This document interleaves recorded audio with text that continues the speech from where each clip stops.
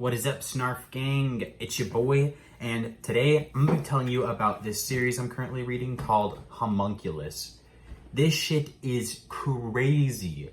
It starts out with this guy who's homeless, and he lives in his car right between a big hotel and a public park where a bunch of other homeless people live.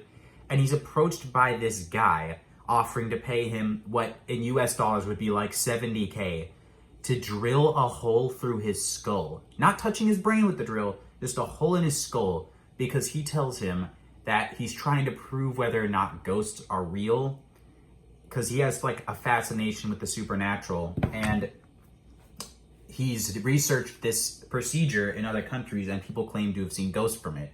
So eventually, obviously, offering to get a hole drilled in your head is making this guy like, no, the fuck? Of course not, I'm not gonna let you do that. But then the guy calls a towing company and gets his car towed, and this guy really freaking loves his car, so he's like, fine, I'll do it, because he wants his car back. And when he gets the hole drilled in his skull, he starts seeing some crazy shit.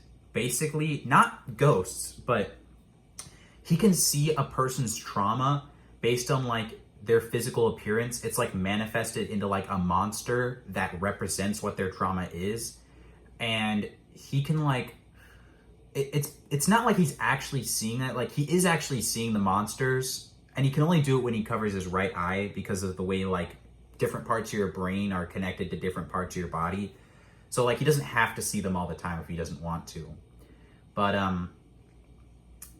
it's basically like intuition based on like how someone's posture is, how they're speaking, like little things that you'd be able to pick up on. Like, you know how if you get a bad vibe from someone, you can just tell. It's like that, but to a way bigger degree. And every single person he sees a monster through is like a reflection of himself, because it's also a problem he has with himself. And he's seeing a crap ton of these people all over the place. And this guy, the main character, I'm not going to spoil his backstory, but it's crazy. And also, just so you know, I recommend you like at least 18 to read this stuff. Like, honestly, I think probably a 16-year-old can handle it, but this guy is low-key a freak. He's freaky. And there's some stuff that happens in this that's like a little disturbing. Like, don't get me wrong, this guy's not malicious, and like not really. He's just kind of like, he's really crazy. You know what I mean? Like his craziness kind of goes on and off sometimes, but yeah, anyway. The doctor guy is also a big part of the story. So, yeah, but I'm not going to spoil too much because I haven't finished this yet. I've only read volume 8. I've read 1 through 8, and it's crazy right now. If you want a psychological kind of horror, not really, it's like a psychological story, then I would recommend this. Shit's crazy.